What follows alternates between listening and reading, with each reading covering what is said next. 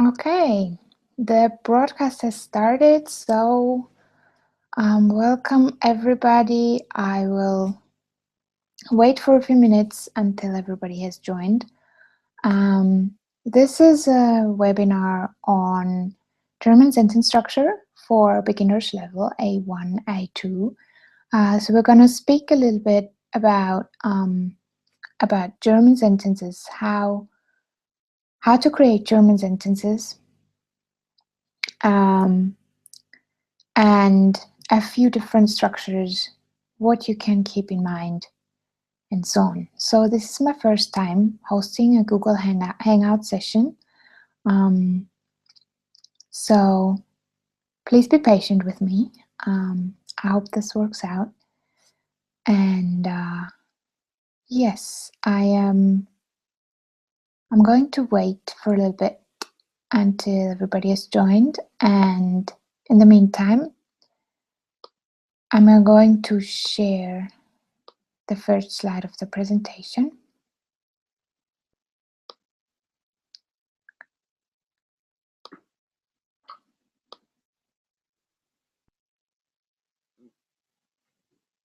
And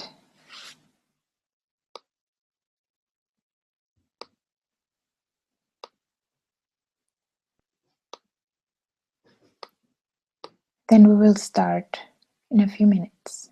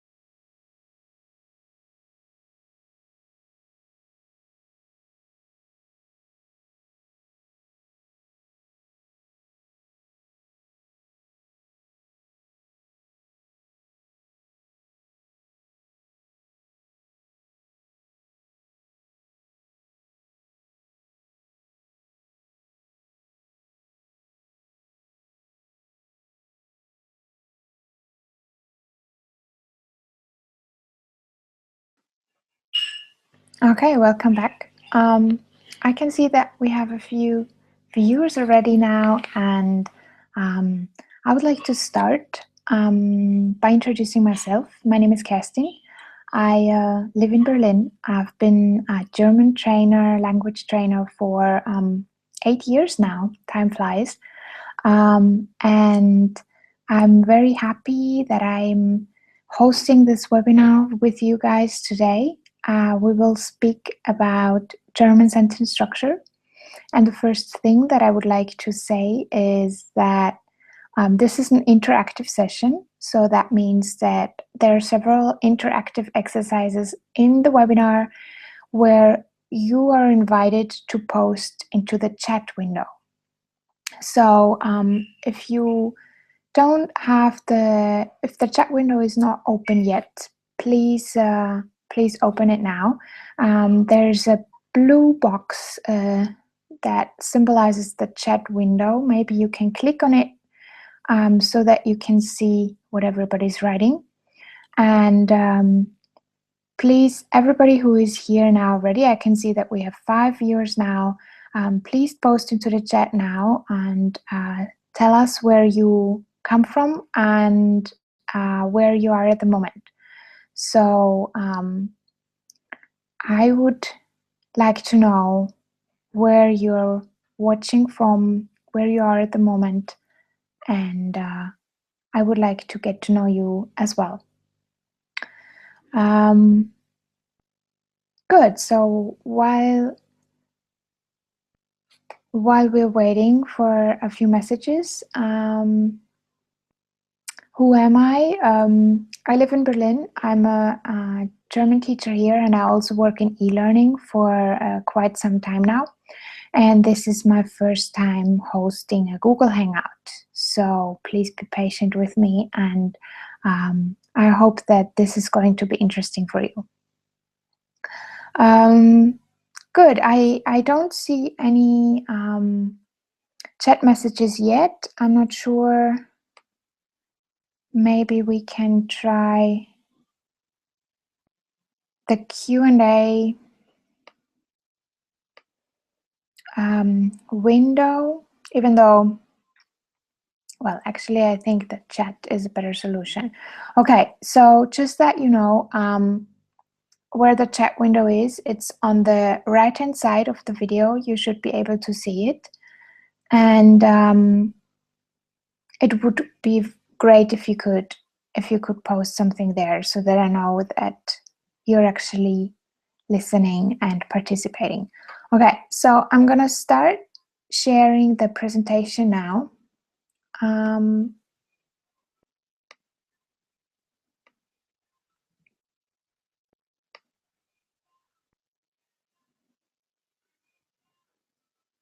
Good, there we are. And I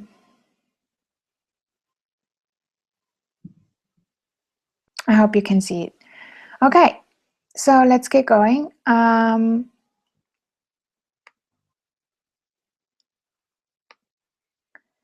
So I would like to start by introducing main clauses. And what I've done in this presentation is I would like you always to think a little bit about what the right solution is, okay? So when you see those 3 words, think about it, what the right order would be. How would you put that into the right order, okay? So this would be the time to post your answer into the chat window.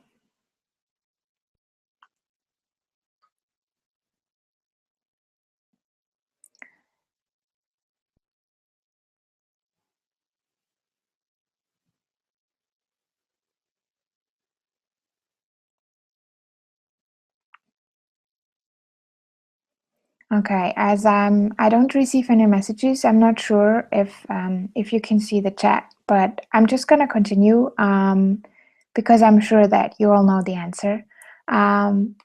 So the correct answer is this one, okay? Ich heiße Kerstin. So when we introduce ourselves, this is what we say. What is your name? Wie heißt du? Ich heiße Kerstin. Okay. With the next example would be this one. So what's the correct answer for that one?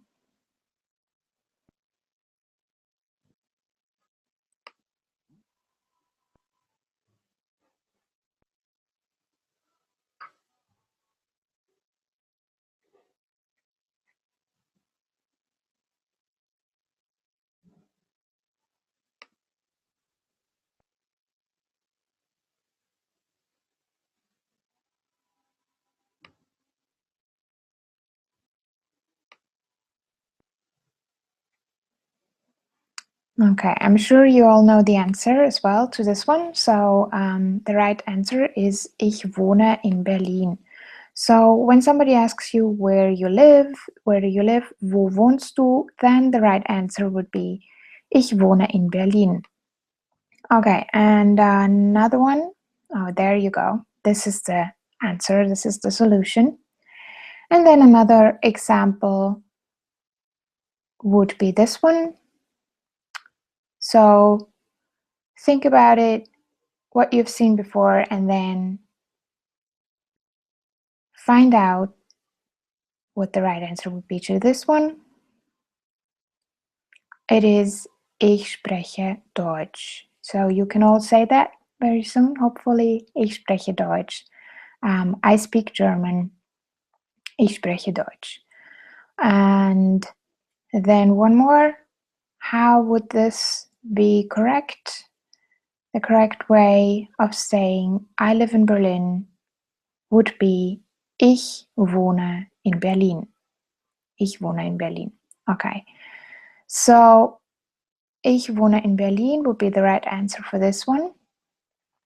And now, yes, my question to you would be, what was the verb in those sentences, right? So when we speak about German sentence structure, then it's very important that we always look for the right position of the verb. And in those sentences that we've had so far in the presentation, the verb was always in the same position, and the question would be, which position was it? So the right answer is it was in second position. So what you can see here is that when we form sentences in German, main clauses, Hauptsätze, then the verb always has to go in second position. And this seems to be very straightforward now, and it is actually. The thing is that we tend to forget about it. So when German sentences become a little bit more complex, right? Or you're trying to translate from English or from some other language into German, then we often forget about this very basic rule that in main clauses in German, the verb has to go into second position. I will tell you in a bit what the difference between a main clause and a subordinate clause is in German, Hauptsatz and Nebensatz. But for now, remember that this is the right way to put main clause together. Right. So let's continue. So the next task for you to think about is what is missing here. So the answer is Ich heiße Kerstin, and then what would the question be to this one? So if you think about it for a second, what would the question be for this sentence? The right answer is Wie heißt du? This will be the question going with Ich heiße Kerstin, wie heißt du? Ich heiße Kerstin, and then we can see that wie is in first position. And then again, another question, ich wohne in Berlin. What would the question be for this one? Wo wohnst du? Wo wohnst du? And then again, in first position we have wo. So what do we learn from this one? Where do we put wo, wie, wann, wer, und warum. So we will put them into first position, exactly. This is another thing that is actually quite straightforward if you already speak English, because in English it is the same.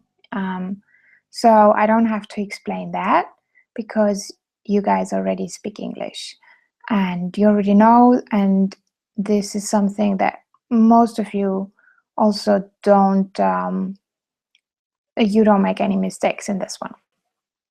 Okay, so we are moving on to the sentence, Berlin ist schön. This is a picture that I took at a very nice spot in Berlin, in Kreuzberg. It's one of my favorite spots. It's a bridge where people just, as you can see, sit on the street, have a drink, and watch the sunset. And yeah, if you look at the sentence, Berlin ist schön, then we try to make another sentence out of this one. So if we start with Ich denke das, how would you go on? How would you go on to form the sentence? Ich denke das, and there's already a word indicating that the structure is changing, and some of you might know it already. So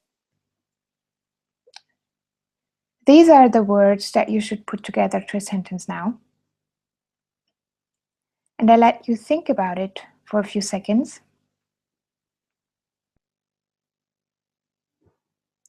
So, how would you put this together to a sentence?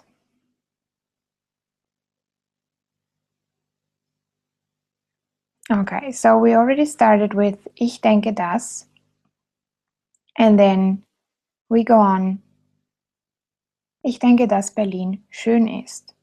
This would be the correct answer for that one.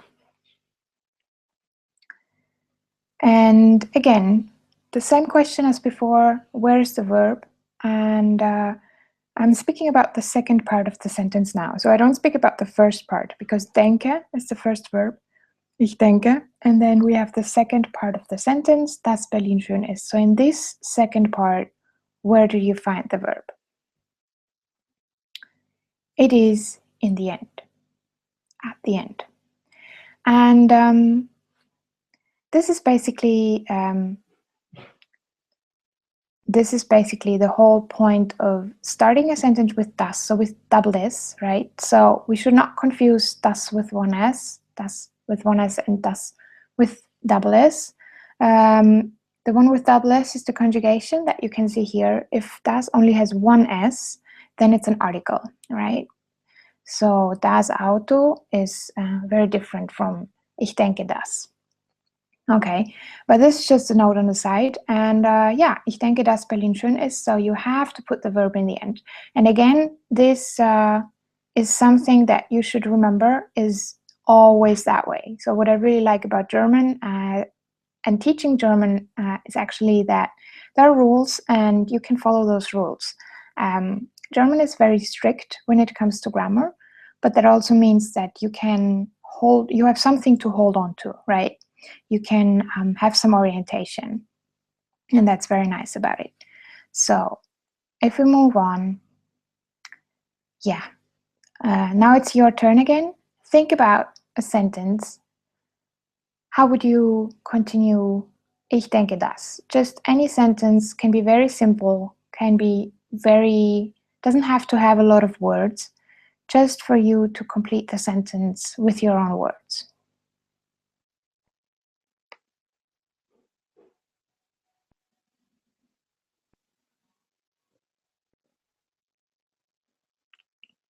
Also, for those of you who are watching this later on YouTube, I would invite you to write into the comments and post your own answers there. So we have a collection of sentences that start with ich denke das. That would be very nice. So we can actually learn from each other and you can have a look at what the others wrote. I promise I will have a look and correct if necessary, but I'm sure most of you will do just fine. Okay, so I hope that everybody of you has formed a sentence and wrote it down somewhere. I would invite you to post that into the chat or also in the comments of the YouTube video later. Okay. And then we have a little bit of a more complicated structure. Actually, the structure is not more complicated. It simply has a few more words. So what you can see here is 2 times wir, and then Freunde, and then you have a comma in the middle. Don't forget to use the comma. And weil, sind, glücklich, and again sind. So we have 2 times sind and 2 times wir, and then weil, Freunde, glücklich. So what do you think that should be? So how would you put this together to form a sentence? Again, write it down for yourself on a piece of paper or at your laptop, into a text editor program. Write down what makes sense to you. I will give you a few more seconds to make a sentence out of this one.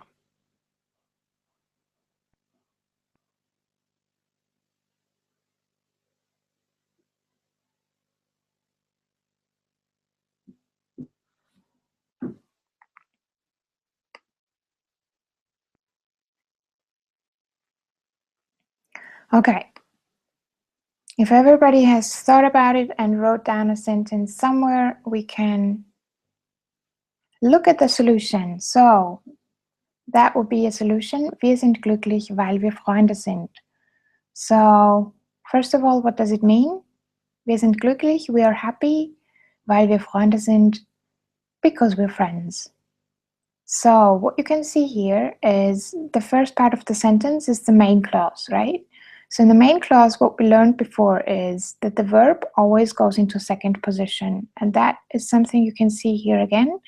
The verb sind is in second position. Wir sind glücklich.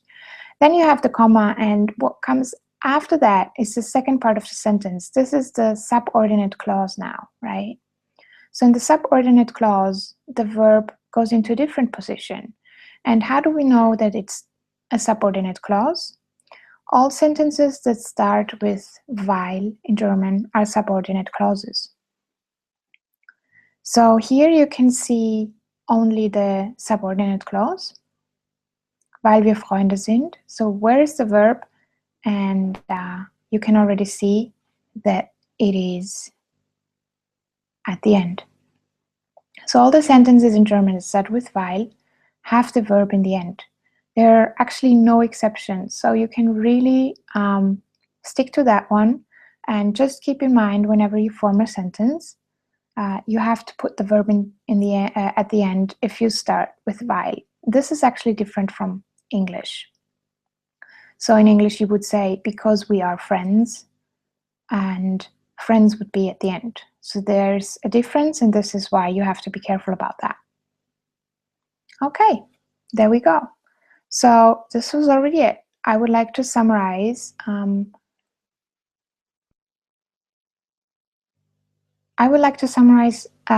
Later. Actually, I forgot about the last slide. So again, with this one, of course, I invite you to post some sentences below the YouTube video into the chat window. Wir sind glücklich, weil. Think about something. Why? What makes you happy? You can also start with ich bin glücklich, weil. You don't have to use the plural form. You can post it in singular form. I would like to know what actually makes you happy. And the only thing you have to keep in mind is to put the verb at the end in the subordinate clause. Okay, I'm looking forward to your sentences. I will have a look later. And now we're going to go to the summary. So, ich spreche Deutsch. This was the main clause that you learned about. And this is very straightforward. So in all the main clauses, so Hauptsatz, the verb goes into second position, and that never changes, right? So what you could even do is you could sometimes switch the third and the first position, right? But the verb always stays there. So whatever you move around in the sentence, never move the verb. And then if we ask with a question tag that starts with a W, then we say wie Frage, right? So all those wie Fragen, they start with the actual question tag, and so the W is always in the beginning, so first position. Then we looked at the subordinate clause, at the Nebensatz, that starts with a das, with double S, and all those have the verb in the very end. So ich denke, dass Berlin schön ist, for example. I think Berlin is beautiful. Ich denke, dass Berlin schön ist. So ist, the verb, goes into the very, very end. And then one more subordinate clause. Sentences that start with, or Nebensätze that start with weil, they have the verb at the very end as well. So, weil wir Freunde sind, because we are friends. Different from English, that's why we have to be careful about that one, and have to put the verb at the end as well. Right? So that was it. Thank you very much for listening. I'm looking forward to your sentences. You can reach me on Facebook. You can add me on Facebook. You can click on this link maybe. I don't know if it works. I put a link behind the Facebook button. If it doesn't, I'm sure you can post onto YouTube below the video, and I will share the Facebook page there with you. And of course, how you found me was via Google+. If you haven't added me to your circles, feel free to do so. And if you have any questions, never hesitate to contact me. And I'm looking forward to answering your questions and maybe be in contact with you soon. So thanks so much, and yes, this was it for today, and we will see each other maybe in person in Berlin one day, or online for the next webinar. So have a good evening. Thank you. Danke schön. Bye bye. Tschüss.